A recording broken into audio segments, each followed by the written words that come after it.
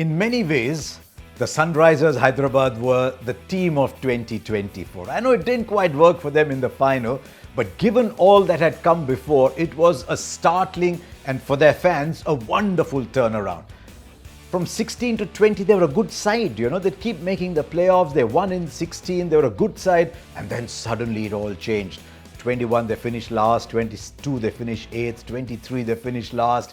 And just as the fan base is starting to build up, so is the disappointment and the desperation. And then 2024 was like a breath of fresh air. I saw a lot of the Sunrisers matches, and you could just see the fever building up in the stadiums. And they've now got a very solid, enviable fan base too. And the reason they did it, one very good, calm captain in Pat Cummins, and Abhishek, Sharma and Travis had just redefined what you do in the power play. The numbers that they generated, the power that they generated was just astonishing.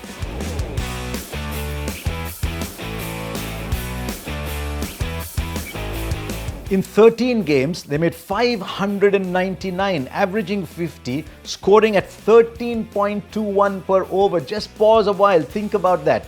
13 runs and over through a tournament was unheard of. It was the highest strike rate in the power play. They've had a fantastic season in 2024 outside of when they were opening to highest from 1 to 6, and collectively this side absolutely murders spin bowling. So they want Abhishek Sharma and Travis Head to do well. Travis Head has had a fantastic 24. He's in pretty good form in 25. It's been a fabulous up and up and up for Abhishek Sharma, who's now doing for India what he did for the Sunrisers. He's come off a fabulous domestic season for Punjab. So it all augurs very well for them at the top of the order. It helps that that track in Hyderabad is their best friend. You want to go anywhere as a batter, go to Hyderabad, roll up that pitch and take it with you. I hope from their point of view, it's a similar surface because they built a team for that. They've got great continuity. They've got the same coach again. They've got the same captain, something they didn't have in the previous 3 years. And now they'll want the same pitch as well because that top 5 or 6 is an extraordinarily powerful hitting lineup. They'll want at number 3, Ishan Kishan to continue in the same vein. I know it'll mean 3 left-handers at the top, but if he is firing, wow, we've all seen the double 100 that he made in 50 overs cricket in record time. When Ishan Kishan gets going, he's one of the wow players. But his career has just been a little turbulent. I don't know what's going on in his mind. If he is settled, if he is happy, if he is ambitious, then he can be brilliant. He's also got a point to prove. Remember, he's way down the pecking order at the moment for his India spot that he owned. We loved him playing for India. So Ishan Kishan at number 3 has a big season. It turns that team around because then they've got power through Nitish Reddy and Heinrich Klaasen. I actually won't be surprised if they bat Nitish Reddy at 4 as India sometimes did when he was fit and playing T20 there. And then there's Heinrich Klaasen. Wow.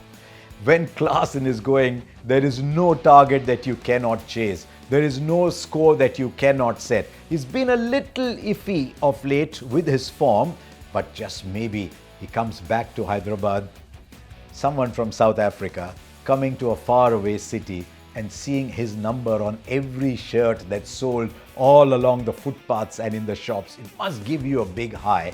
And then there's Abhinav Manohar. I think for a long time he's just been used as go in and see what you can do in 6 balls, 10 balls.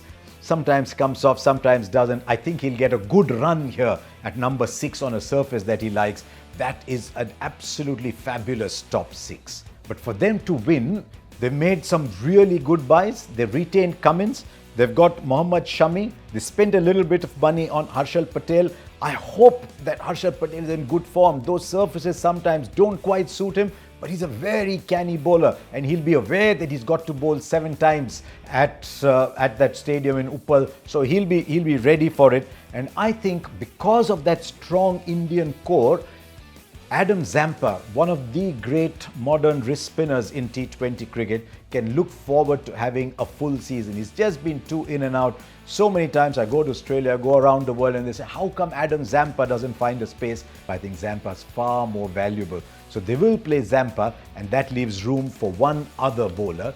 Now that leaves 10 players. And they can either go with an additional seam bowling option, but I still think they'll go with Rahul Chahar as a second wrist spinning option along with Zampa, even though they've got Abhishek Sharma, because they've got Nitish Reddy to bowl 2-3 on a good day, even 4 overs. So they'll have their spin bowling covered, they'll have their seam bowling covered. That leaves one issue: who bowls alongside Mohammed Shami in the power play, where Shami is bowling beautifully. I mean, it's incredible. He comes back from an injury layoff. It takes a little bit of time, but now I've seen him in the Champions Trophy. He's charging in, he's bowling as well as ever. If he is fit and charging in, that takes the power play problem out for them, because for Gujarat Titans, he was sensational in the power play. They just have to find someone to bowl alongside him. Maybe get an over out of Abhishek early. Maybe get Pat Cummins to bowl a little bit in the power play and leave Harsha to bowl at the back end. One option that they do have, if they want to play the extra seamer, that'll mean playing the 5th seamer, is to use someone like Simarjeet Singh, who swings the ball well, has bowled in the power play for Chennai in the past. That's one option. I'm not sure that they'll take it every single day. So now if you see the team that we've built up, there's 6 batters and there's 5 bowlers. I know Cummins is good enough to bat at number 7, and he can sometimes let go, but they won't mind a little impact sub to add to the batting. They don't need a bowling impact sub because they've got enough options, and maybe they'll use Atharva Taide to go and play as this free scoring impact sub. So there you are, a very powerful team, a very well put together team, and a team that their supporters must look at and say, yeah, I think Sunrisers will be in the playoffs this year.